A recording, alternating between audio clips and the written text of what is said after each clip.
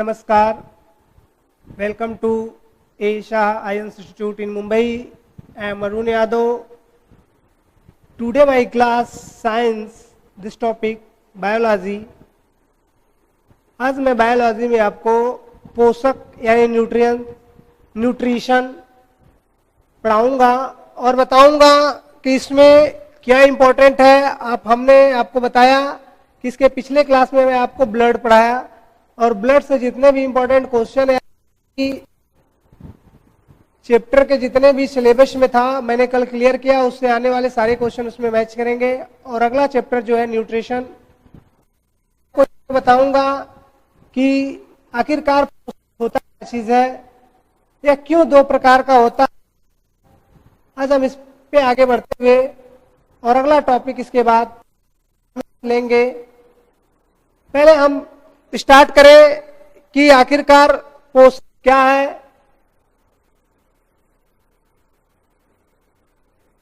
पोषक क्या है, न्यूट्रिशन क्या है। आपको बता दूं पोषक दो प्रकार के होते हैं। पोषक जो है दो प्रकार का होता है। एक होता है स्वपोषी, दूसरा होता है एक होता है स्वपोषी, दूसरा होता है परपोषी। परपोषी, स्वपोषी और परपोषी आपको बता दूं यह सिर्फ बायो का ही नहीं बल्कि आप इकोलॉजी भी पढ़ेंगे तो वहां भी आपको स्वपोषी और परपोषी मिलेगा। और यहां से क्वेश्चन जो है आपका बायो और प्लस इन्वायरमेंट को मिक्स करके क्वेश्चन पूछता है और ऐसे क्वेश्चनों को हमें ध्यान से देखना होगा। और यहाँ पे भी हम बायो में पढ़ा रहे हैं, जब इन्वायरमेंट का आएगा तो इन्वायरमेंट में भी पढ़ाया जाएगा और फिर बताया जाएगा क्या है। लेकिन मैं आपको बता दूं जो हमारा पोषक है वो दो प्रकार का है, पहला स्वपोषी, दूसरा परपोषी। और आपको बता दूं जो स्वपोषी है उसका मतलब सेल्फ होता है और जो परपोषी होता है क्योंकि वो सेल्फ होता है। स्वपोषी का मतलब होता है जो खुद अपने आप से भोजन बना ले, यानी स्वयं भोजन बना ले, उसे कहते हैं स्वपोषी। परपोषी उन्हें कहते हैं जो दूसरों पर निर्भर रहते हैं, उन्हें हम परपोषी कहते हैं। अब हम बात करते हैं स्वपोषी की।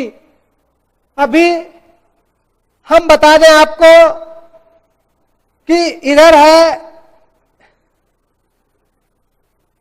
स्वपोषी,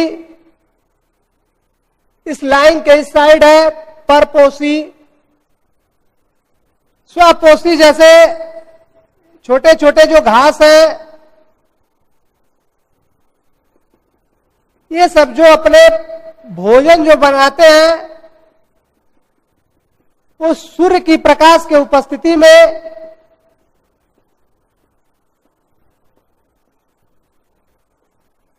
स्वयं इस भोजन को प्राप्त करते हैं। लेकिन जो परपोषी होता है जैसे गाय, इससे आगे बढ़ते बढ़ते जो भी जानवर आगे आएगा लास्ट में यूं समझ लो कि जैसे शेर, चीता उता, इसी तरह लास्ट में आता रहेगा। यानी कह सकते हो इस लाइन के इस पार जो भी है वो कहते हैं उसको हम स्वपोषी, इस साइड इधर वाले जो भी है उसे हम कहते हैं परपोषी। देखो स्वपोषी स्वयं सूर्य के किरणों से अपना भोजन प्राप्त कर रहा है, जबकि ये जो परपोषी है ये किस पे डिपेंड होंगे, स्वपोषी के ऊपर। और इसके बाद यह इस पे होगा, फिर यह इस पे होगा, फिर यह इस पे होगा, ठीक। फिर इसी तरह यह चीज एक श्रेणी में बनता चला जा रहा है। यानी आप कह सकते हो जो स्वपोषी है वो अपना भोजन स्वयं प्राप्त करने वाला होता है, लेकिन जो परपोषी होता है वह एक दूसरे पर निर्भर होता है, पर निर्भर होता है। और आपको बता दूं स्वपोषी में जैसे पेड़ पौधे मैंने क्या बोला? स्वपोषी में इसमें जैसे पेड़ पौधे शैवाल और नील हरित शैवाल और नील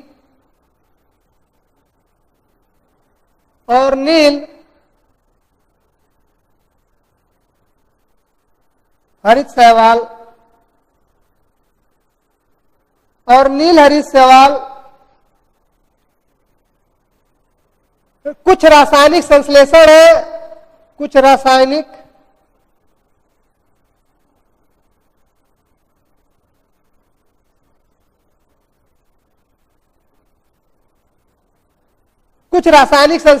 संश्लेषण है जो ये सब जो है अपना भोजन स्वयं प्राप्त करते हैं।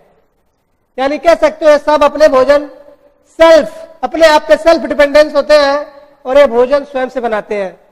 लेकिन अब हम बात करें परपोषी की, तो परपोषी जो है ये सब किस पर निर्भर है? ये सब स्वपोषी पर निर्भर होते हैं,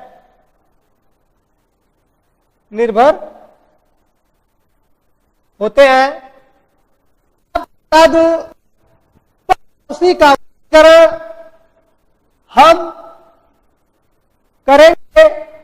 परपोषी वैसे हम कई प्रकार के होंगे, देखेंगे जब हम इनका वर्गीकरण करेंगे। तो शाकाहार,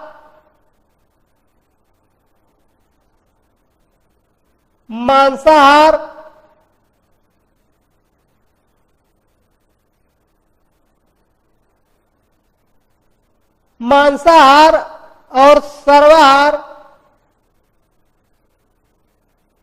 सर्वाहारी और नेक्स्ट आपका जैसे नरभक्षी, क्या कहेंगे? नरभक्षी। इसके आगे आएगा मलभोजी।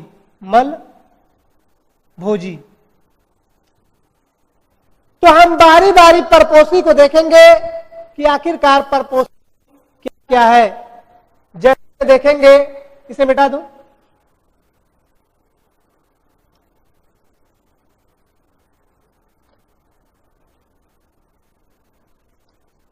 फिर से देखते हैं हम परपोषी को।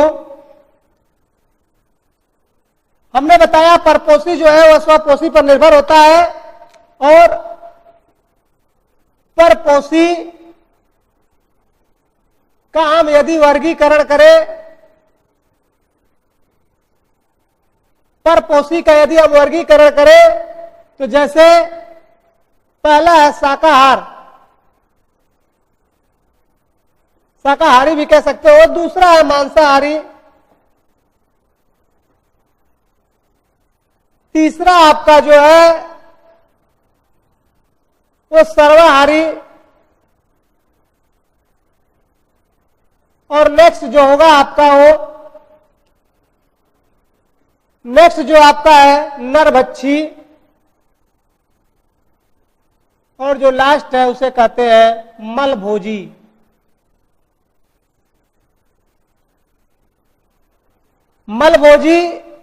अब हम सर्वाहार की बात करें या फिर शाकाहार की बात करें कि भैया शाकाहार का मतलब होता है ऐसे जीव जो सीधे भोजन पौधों से प्राप्त करते हैं। शाकाहार में ये लोग किससे भोजन प्राप्त करते हैं? भोजन प्राप्त सीधा लिख सकते हो कि ये सब अपना भोजन सीधे पौधों से प्राप्त करते हैं। किससे प्राप्त करते हैं? पौधों से। जैसे कह सकते हो चौपाए, यानी कह सकते हो चार पैरों वाले। ठीक, हमने क्या बोला? ऐसा जीव जो अपना भोजन सीधे पौधे से करता है कहते हैं शाकाहार।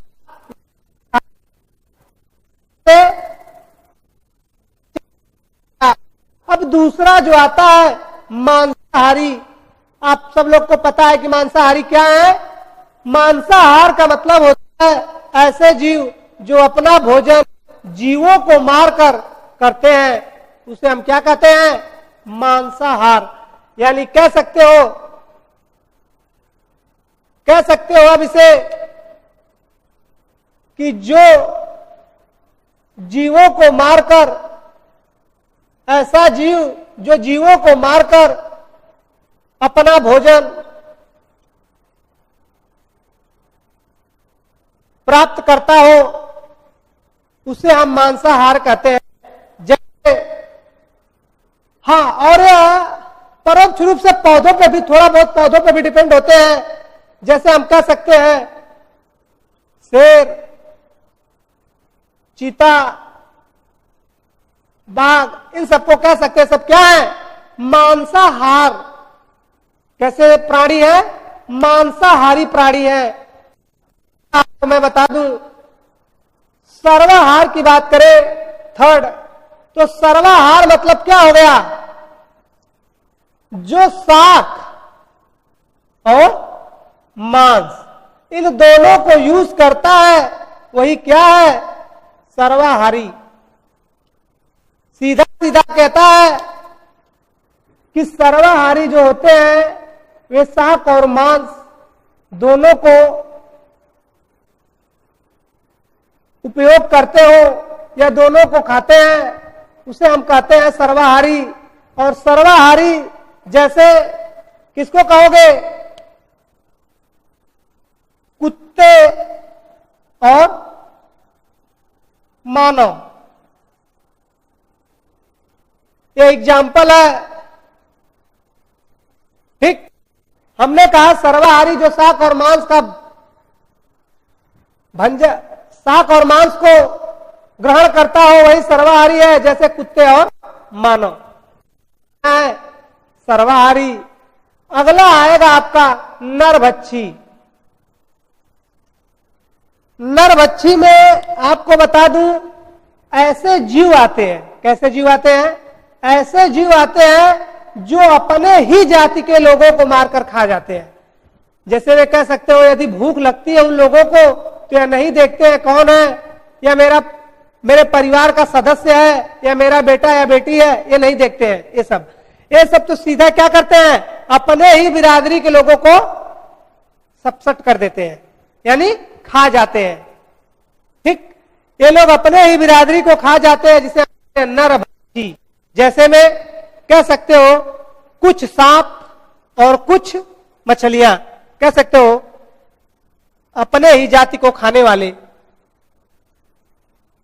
अपने ही जाति को खाने वाले। जैसे कुछ सांप है, कुछ मछलियां हैं,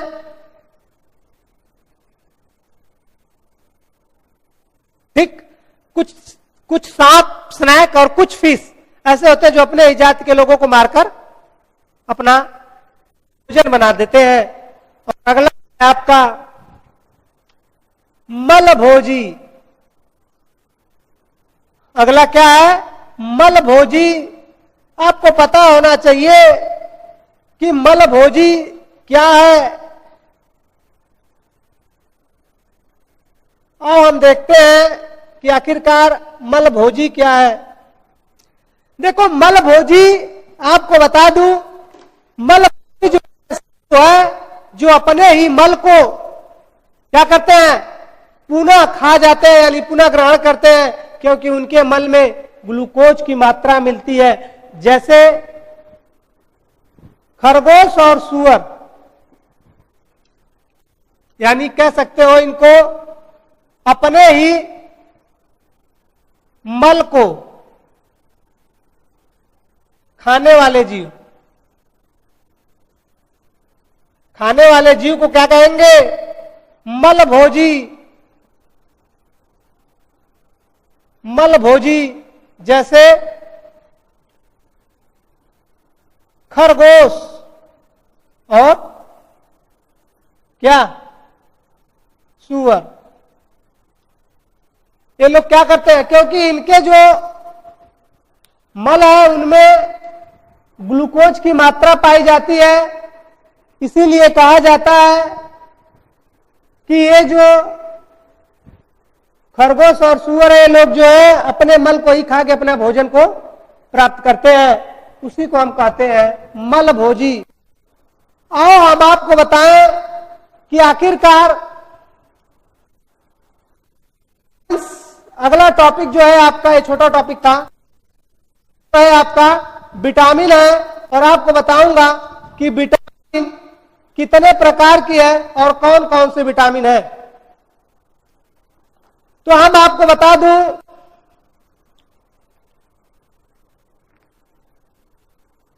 विटामिन आपका यूपीएससी के दृष्टिकोण से बहुत ही इंपॉर्टेंट है, और आपको विटामिन पे काफी खासा ध्यान देना होगा। और विटामिन से क्वेश्चन जो है बार बार पूछे जाते हैं यूपीएससी में, ठीक।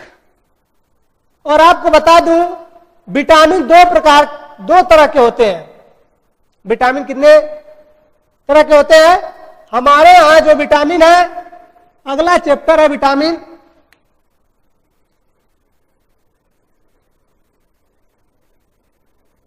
विटामिन दो तरह के होते हैं। पहला जो है वसा में घुलने वाला, वसा में घुलने वाला। दूसरा है पानी में घुलने वाला, पानी में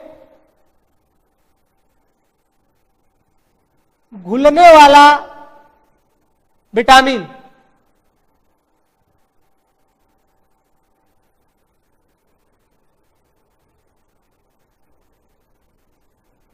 पानी में घुलने वाला विटामिन, देखो वसा में घुलने वाला विटामिन कौन कौन है? वसा में घुलने वाला विटामिन जो है ए, डी, ई और के है। किसमें घुलने वाले विटामिन है? वसा में घुलने वाले विटामिन है। और पानी में घुलने वाले विटामिन दो है, बी और सी, सॉरी बी और सी। कह रहा है विटामिन हमारे यहां दो प्रकार की होती है। कुछ विटामिन जो है जो वसा में घुलती है, और कुछ विटामिन जो है वो पानी में घुलती है। और वसा में घुलने वाली विटामिन ए, डी, ई, के तथा पानी में घुलने वाली विटामिन बी और सी है। यदि हम पहले वाले की बात करें, वसा में घुलने वाले विटामिन ए की बात करें, विटामिन ए, तो विटामिन ए का बायोलॉजिकल नाम रेटिनो है। क्या है? रेटिनो, रेटिनो। इसका बायोलॉजिकल नाम रेटिनो है। और आपको बता दूं, इसके कमी से रतौंधी होती है। विटामिन ए के कमी से क्या होती है? रतौंधी, रतौंधी होती है। क्या है कि विटामिन ए जो है उसका बायोलॉजिकल नाम रेटिनो है, लेकिन उसके कमी से, या कह सकते हो विटामिन ए के कमी से रतौंधी होती है। खास कर किसमें पाया जाता है? ये किसमें पाया जाएगा? जैसे कह सकते हो क्या, दूध, सीधा लिख सकते हो गाजर, टमाटर, मछली, इन सब में पाया जाएगा, ठीक। Vitamin A. यदि हम इसके बाद अगले विटामिन बी की बात करें, सॉरी विटामिन डी, पहला मैं पढ़ा रहा हूं वसा में घुलने वाला विटामिन, जिसमें विटामिन ए है, डी है, ई है, के है। मैंने बताया विटामिन ए जिसका बायोलॉजिकल रेटिन, या इसके कमी से रतौंधी, कह सकते हो निक्टोलोपिया। और को हम गाजर, टमाटर, मछली, इन सब चीजों में पाते हैं। और का दूसरा जो विटामिन है उसका नाम है विटामिन डी। यह बहुत इंपॉर्टेंट विटामिन है, विटामिन डी। हमें इसे देखना होगा प्रॉपर्टी।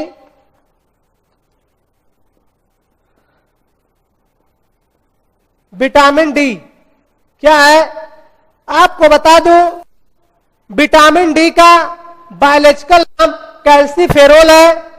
क्या है? कैल्सीफेरोल। कैल्सीफेरोल है। आपको यह भी बता दूं, विटामिन डी एक मात्र ऐसा विटामिन है जिसका कोई शाकाहार या शाक नहीं होता है। यानी कह सकते हो किसमें होगा? मांसाहार में। मैंने क्या बोला? यह एक मात्र विटामिन है जिसका कोई शाकाहार नहीं होता है, यानी कह सकते हो यह सब्जियों में नहीं पाया जाता है। हमने क्या बोला? विटामिन डी एकमात्र ऐसा विटामिन है जिसका कोई शाकाहार नहीं होता, यानी कह सकते हो कि विटामिन डी किसी सब्जी में नहीं मिलेगा, अर्थात मांसाहारी प्रवृत्ति का विटामिन डी होता है।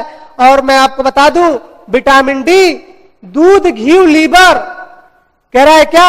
विटामिन डी दूध, घी, लीवर, दूध, घी, लीवर और शरीर में सूर्य के प्रकाश। क्या बोला? और शरीर में सूर्य के प्रकाश की उपस्थिति में स्वयं बन जाता है।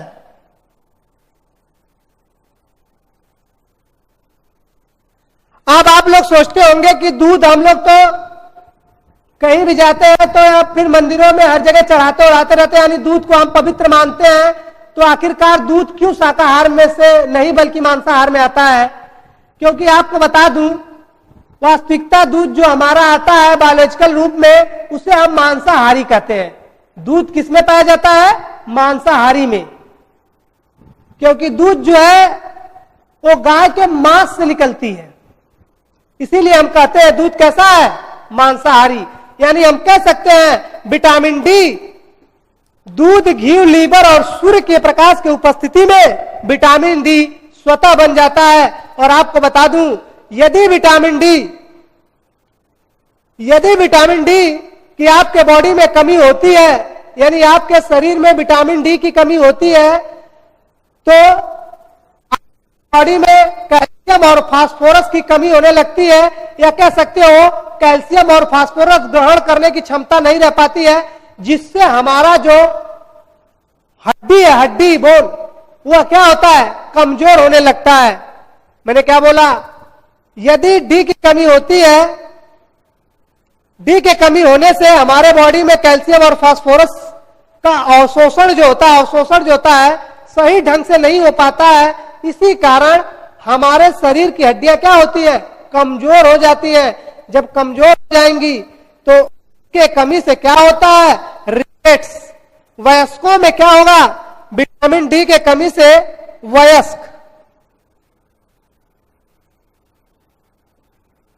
वयस्क में रिकेट्स, और बच्चों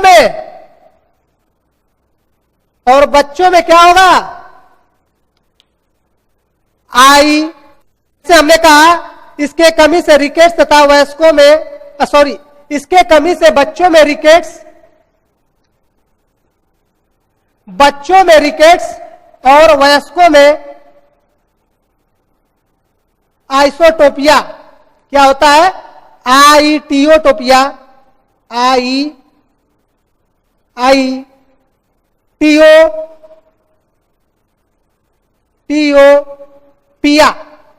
टीओ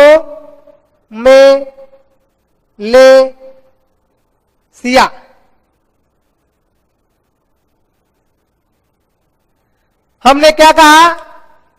फिर से देख लो, विटामिन डी दूध, घी, लीवर या फिर शरीर में उपस्थित सूर्य के प्रकाश स्वतः बन जाता है, और विटामिन डी के कमी से हमारे बॉडी के अंदर कैल्शियम और फास्फोरस जो है क्या होते हैं?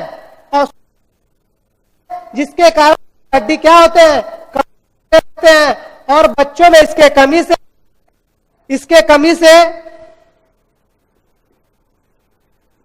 कमी से बच्चों में रिकेट्स तथा वयस्कों में आईटीओ मलेशिया होता है। ठीक, यह है विटामिन डी। और वसा में अगला विटामिन घुलने वाला है कौन? Vitamin E. तो हम विटामिन डी को मिटा देते हैं, विटामिन डी खत्म। और अगला है विटामिन ई।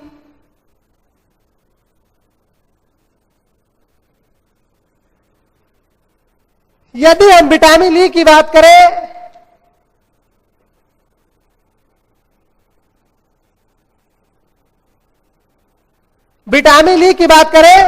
तो विटामिन ई का बायोलॉजिकल नाम है टोकोफेरो।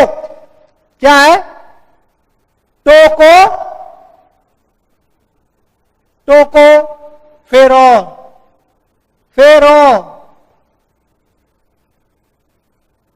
मैंने कहा टेकोफेरोल इसका बायोलॉजिकल नाम है। और आपको बता दूं, विटामिन ई को हम ब्यूटी विटामिन कहते हैं। क्या कहते हैं? Beauty vitamin. और इसके साथ ही हम इसे एंटी स्टेरिलिटी विटामिन भी कहते हैं। हम इसे क्या कहते हैं? ब्यूटी विटामिन या एंटी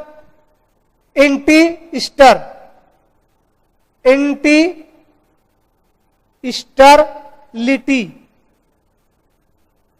विटामिन भी कहते हैं। और आपको बता दूं, विटामिन ई के कमी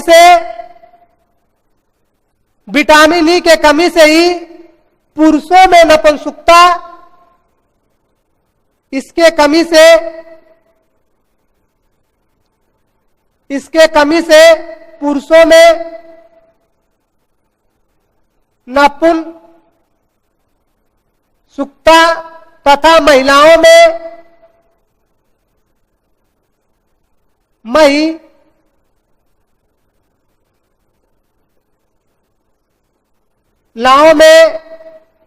झुर्रियां पाई जाती है। मैंने क्या बोला?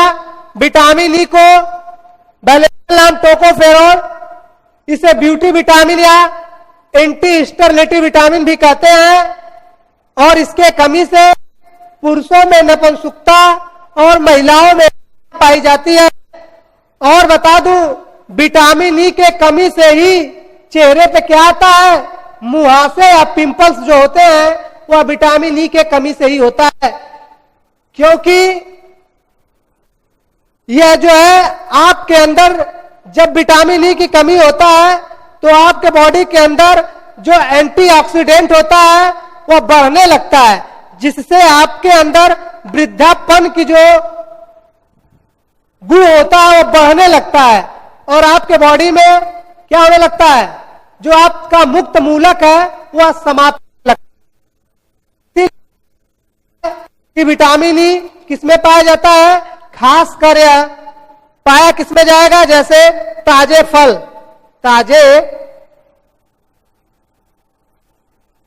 ताजे फलों में विटामिन ई पाया जाता है।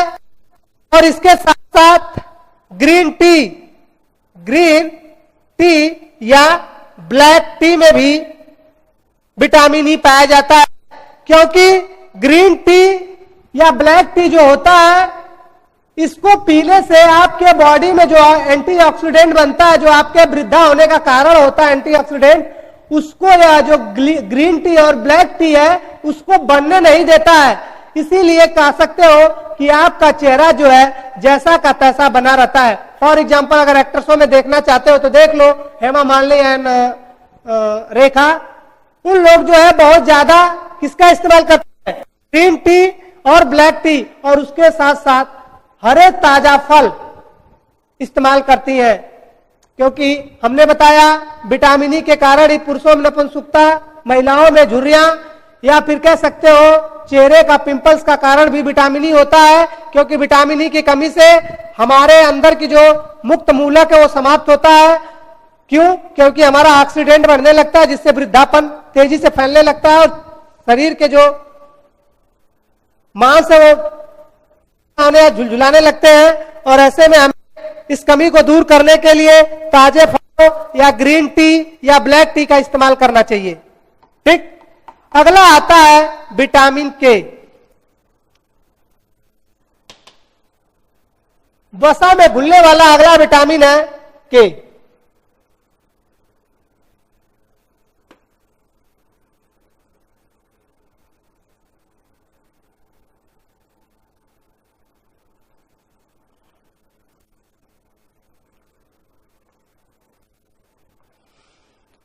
हम अगले विटामिन के की बात करें तो हमने बताया था पिछले क्लास में, हमने आपको ब्लड पढ़ाया और ब्लड में हमने बताया था ब्लड में जो हमारा ब्लड प्लैनेट्स होता है उसमें विटामिन ए के विटामिन के कारण ही ब्लड क्या होता है, थक्का होता है, उसका देरी से बनता है। ठीक। क्योंकि ब्लड के थक्का बनाने में किसका काम आता है, विटामिन के का। पीछे भी बताया था और यहां भी मैं आपको बताऊंगा, लेकिन इससे पहले इसका बायोलॉजिकल नाम लिख लो, फिलोक्विनोन। फिलोक्विनोन इसका बायोलॉजिकल नाम है। और आपको बता दूं विटामिन के जो होता है वह शरीर के रक्त में थक्का बनाने में मदद करता है और इसके कमी से थक्का देरी से बनता है। सॉरी, ये क्या करता है, विटामिन के से क्या बनता है, थक्का बनता है, रक्त का थक्का, रक्त का थक्का बनाने में। इसके कमी से थक्का जो है देरी से बनता है, देरी से बनता है। ठीक। यह हमारा विटामिन के है। और विटामिन के कह सकते हो इसका निर्माण शरीर में स्वतः, इसका शरीर स्वतः इसका निर्माण क्या करती है, कर लेती है विटामिन के का। ठीक। और अगला विटामिन हमारा जो है वो जल में घुलने वाला या कह सकते हो पानी में घुलने वाला विटामिन। ठीक। विटामिन हमने आपको विटामिन ए, डी, ई, के यानी कह सकते हो हमने वसा में घुलने वाले सभी विटामिन आपको पढ़ाया। अगला विटामिन जो है वह पानी में घुलने वाला विटामिन होगा और उसमें पहला विटामिन है बी, विटामिन बी। देखो विटामिन बी 1 से लेकर B12 तक होता है, लेकिन हम जो है खाली विटामिन बी जो इंपॉर्टेंट वही देखेंगे। आप विटामिन अगर आपके बॉडी में एंटीबायोटिक की कमी होती है तो विटामिन बी की समझ लो कमी होती है। इसीलिए यदि कोई डॉक्टर आपको एंटीबायोटिक्स दवा देता है तो आपको उस दवा के साथ विटामिन बी की भी देता है। समझ रहा है? आपके बॉडी के अंदर जब एंटीबायोटिक की कमी होती है तो विटामिन बी की कमी होती है और विटामिन बी यदि डॉक्टर आपको एंटीबायोटिक कोई दवा देता है तो उसके साथ विटामिन बी की भी गोली है, क्योंकि विटामिन बी का संश्लेषण कहां होता है। मैंने क्या बोला, डॉक्टर जो है एंटीबायोटिक की गोली के साथ आपको विटामिन बी की गोली देता है और विटामिन बी विटामिन बी का जो संश्लेषण है, विटामिन बी का संश्लेषण बड़ी आंत में होती है। बड़ी आंत में विटामिन बी की कमी जो होता है बड़ी आंत में इक्टोलोपिया बैक्टीरिया के द्वारा होता है। क्या करा है कि विटामिन बी का संश्लेषण बड़ी आंत में किसके द्वारा होता है? इकोलाइड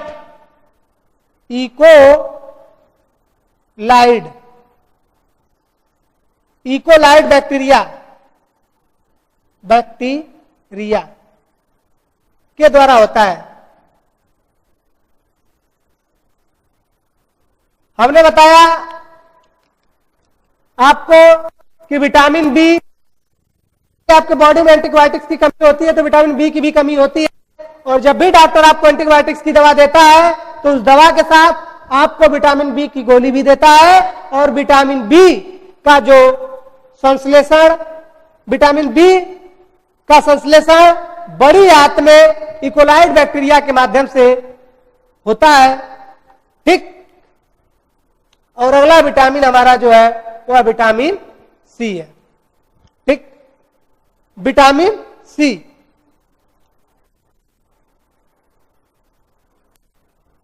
तो इसे मिटा दे। अब आगे हम देखते हैं कि विटामिन सी क्या है।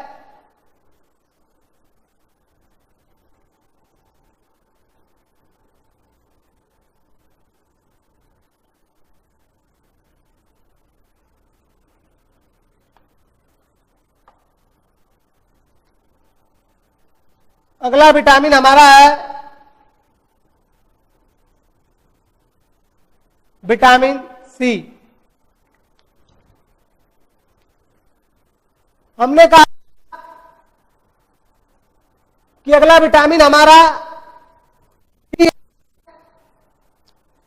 हम, जिसका बायोलॉजिकल नाम एक्स कार्बिक एसिड भी कहते हो, इसका बायोलॉजिकल नाम क्या है?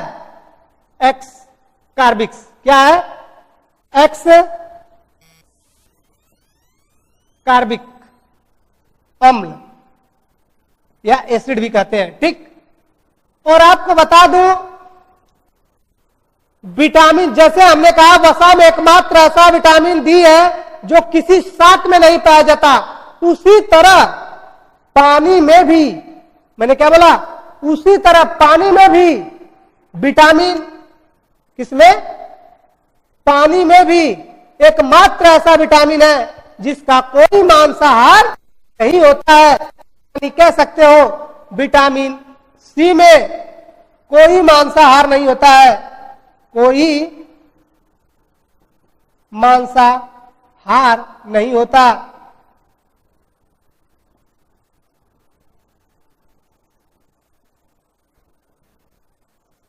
नहीं होता है। हमने कहा विटामिन सी में कोई भी मांसाहार नहीं होता। और आपको बता दूं मित्र, यह जो विटामिन है यह खट्टे पदार्थों में पाया जाता है। किसमें पाया जाता है? यह जो है खट्टे पदार्थों में पाया जाता है। और विटामिन सी किसमें पाया जाता है? खट्टे पदार्थों में पाया जाता है। इससे जो घाव होता है उसकी पूर्ति की जाती है। किस, अगर पूछ दे पेपर में किस विटामिन के द्वारा लगे चोट को भरा जा सकता है, वह क्या होगा? Vitamin C. विटामिन सी जो होता है, जहां चोट लगता है, वह विटामिन सी के कारण उसे हम भरते हैं। ठीक। और आपको बता दूं, विटामिन सी खट्टे पदार्थों में पाया जाता है, जैसे आंवला कह सकते हो, जैसे आंवला, नींबू, इमली, आंवला, नींबू, आंवला, नींबू, इमली, ये सब क्या है? खट्टा पदार्थ है और इन सबों में पाया जाता है। और इसमें और ये किसके मदद से? इसमें आयरन का अवशोषण अच्छा होता है। क्यों? क्योंकि इसमें आयरन का क्या है? आयरन की अवशोषण क्षमता जो होती है वो अधिक होती है। ठीक है। और आयरन के कारण ये आपके घाव भी भरे जाते हैं। यानी हम आपको विटामिन दो तरीके से, हमारे यहां विटामिन घुलता है, एक वसा में, दूसरा पानी में। हमने वसा के विटामिन ए, डी, ई के सबको क्लियर किया। इसके बाद पानी में घुलने वाले विटामिन 2 है, बी और सी। देखो मैं आपको बता दूं, पेपरों में पूछेगा क्या, कभी कभी ऐसा होता है किसी विटामिन को ना पूछकर सीधा सीधा क्वेश्चन बनाता है कि, या फिर मैचिंग करने के लिए दे देता है कि पानी में कौन कौन से विटामिन घुलनशील होते हैं। ये सारे विटामिन आपको दिख रहे हैं, 4 इधर है, 2 इधर है, एक आध 2 और मिलाएंगे, सबको क्या करते हैं, मैचिंग कराने के लिए दे देता है। तो अगर आपको पता है कि पानी में 2 विटामिन घुलते हैं, बी और सी, तो आप अच्छे से विकल्प ढूंढ सकते हो। यदि पानी में नहीं कहता है तो कह सकता है कि वसा घुलने वाले विटामिन कौन कौन से हैं। ये तभी जानोगे जब आप विटामिन सही तरीके से पढ़े रहोगे। कभी कभी ऐसा पूछता है कौन सा ऐसा विटामिन है जिसका कोई भी मांसाहार नहीं है, कौन सा है, सी होगा। अभी मैंने बताया सी ऐसा मात्र एक विटामिन है जिसका कोई मांसाहार नहीं होता है, वह केवल क्या है, शाक होता है। और आपको बता दूं विटामिन सी है जो घावों को भरने में भी उपयोगिता होता है, ठीक। और यह खट्टे पदार्थों में खासकर पाया जाता है, जैसे मैंने बताया आंवला, इमली, नींबू, यही सब है। तो आप इस विटामिन पर ध्यान दीजिएगा। विटामिन से क्वेश्चन आता है, जैसे ब्लड हुआ, विटामिन हुआ, न्यूट्रिशन हुआ, यहां से क्वेश्चन 100% यूपीएससी निकालती है। तो इन सब चीजों पे हमें केयरफुल होना पड़ेगा, तभी हमारा प्रीलिम्स दृष्टिकोण से हमारा पेपर सही जाएगा।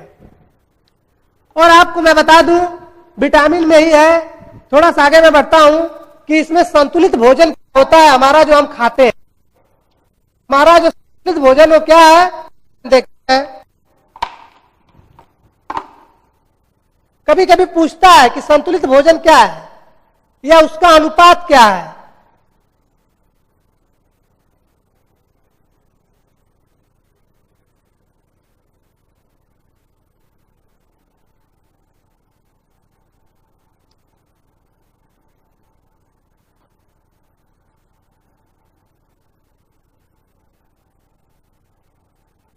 संतुलित भोजन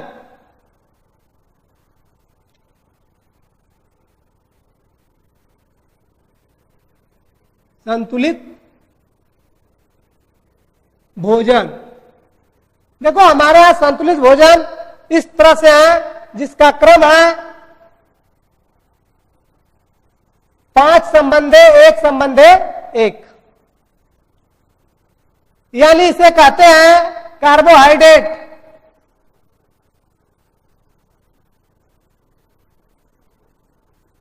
इसे कहते हैं प्रोटीन, इसे कहते हैं हम क्या, वसा, ठीक। यानी चावल, दाल, घी, ठीक है। या कह सकते हो चावल ऑब्लिक रोटी,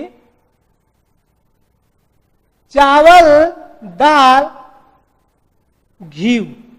कह सकते हो चावल में कार्बोहाइड्रेट या रोटी में, दाल में हमारा प्रोटीन होता है और घी में हमारा क्या होता है, वसा होता है, ठीक।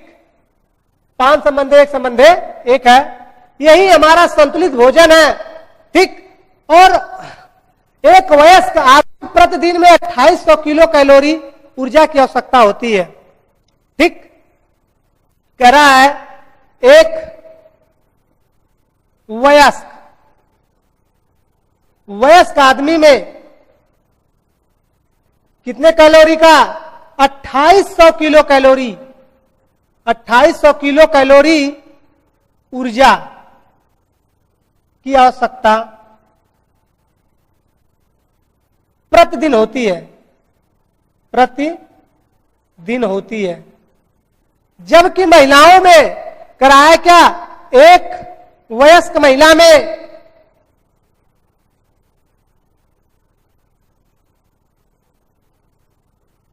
एक वयस्क महिला में 2100 किलो का 2200 किलो कैलोरी ऊर्जा की आवश्यकता प्रतिदिन होती है, ठीक। हमने कहा संतुलित भोजन हमारा संतुलित भोजन का अनुपात 5:1:1 है। 5 कार्बोहाइड्रेट, प्रोटीन और वसा है। प्रोटीन जैसे चावल और रोटी में भी मिलता है। दाल में हमारा विटामिन और घी में हमारा वसा प्राप्त होता है। और हमने कहा एक वयस्क आदमी में प्रतिदिन 2800 किलो कैलोरी ऊर्जा की आवश्यकता होती है, जबकि महिलाओं में, एक वयस्क महिला में 2200 किलो कैलोरी ऊर्जा की आवश्यकता होती है।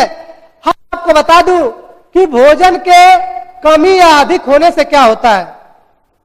ठीक, अगला हेडिंग हमारा जो है वो सीधा कह रहा है कि भोजन के अधिक या कमी होने से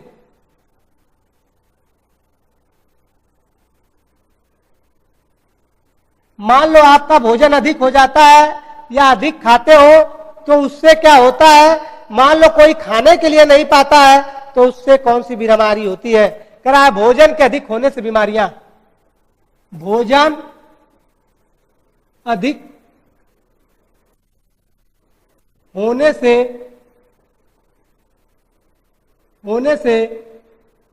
बीमारियां।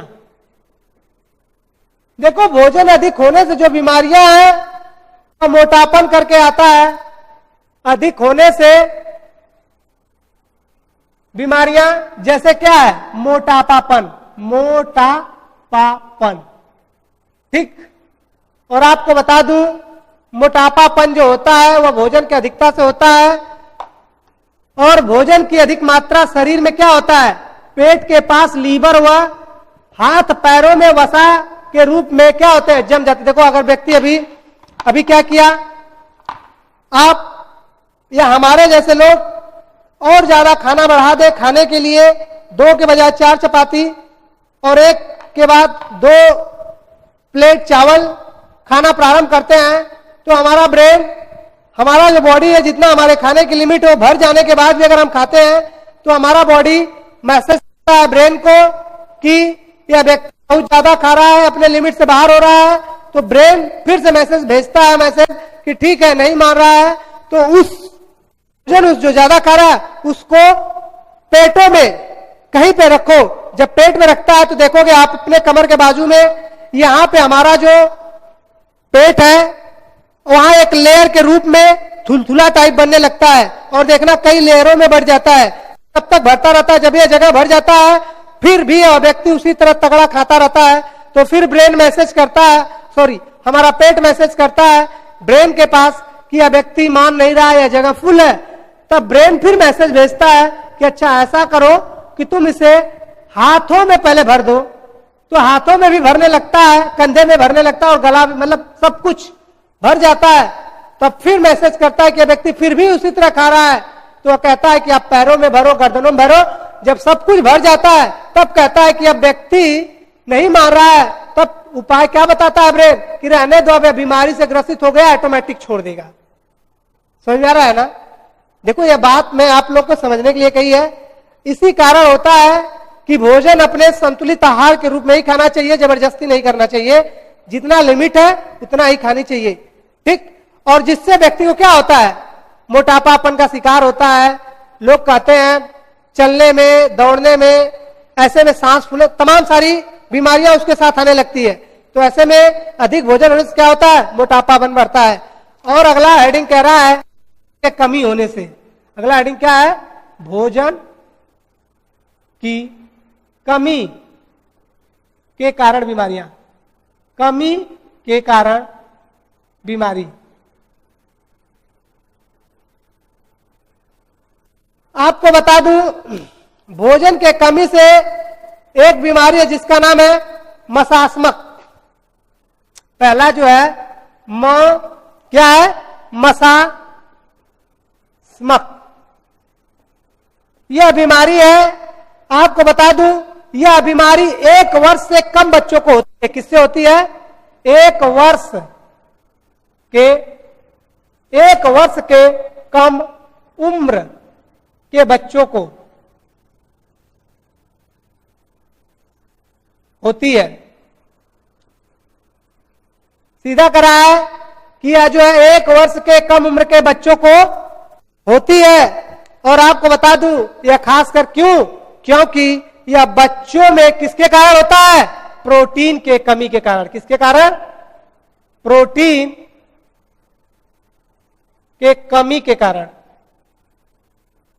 आपको पता है बच्चे जब गर्भ में रहते हैं तो उसको चाहे ब्लड हो, चाहे प्रोटीन हो या विटामिन हो, किससे मिलता है? मां से मिलता है। इसीलिए कहा जाता है यदि कोई भी महिला गर्भवती है या पेट से है तो उसको संतुलित आहार या फूड्स उस लेवल से प्रोवाइड किया जाए कि जिससे उसके आने वाले बच्चे का सेहत सही रहे।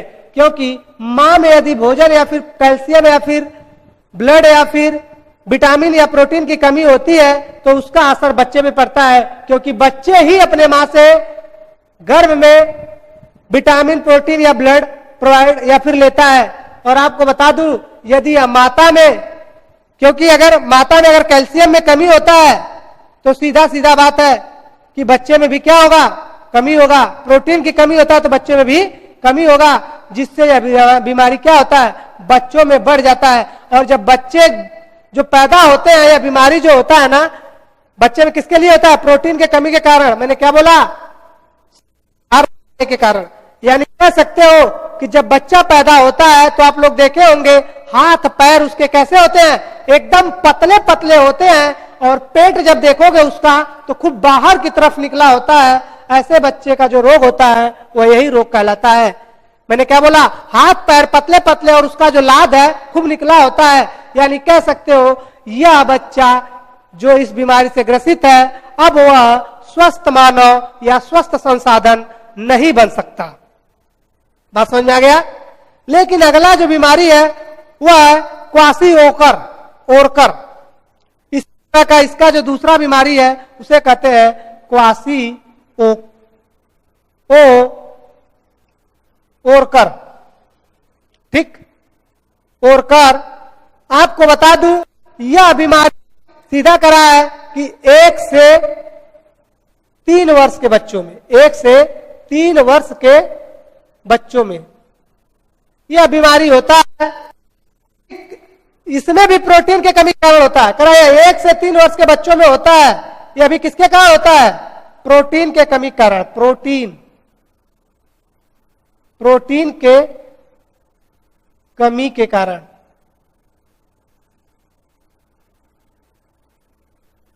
आपको बता दूं भी प्रोटीन के होता है, लेकिन एक चीज आपको बता दूं यह जो है इसको हम अच्छा प्रोटीन देकर इस बच्चे को सही किया जा सकता है और इसे स्वस्थ मानव संसाधन बनाया जा सकता है। लेकिन इसको नहीं, तक सही था लेकिन उसके बाद उसके अंदर प्रोटीन या कैल्शियम की कमी होने के कारण यह बच्चा क्या हुआ?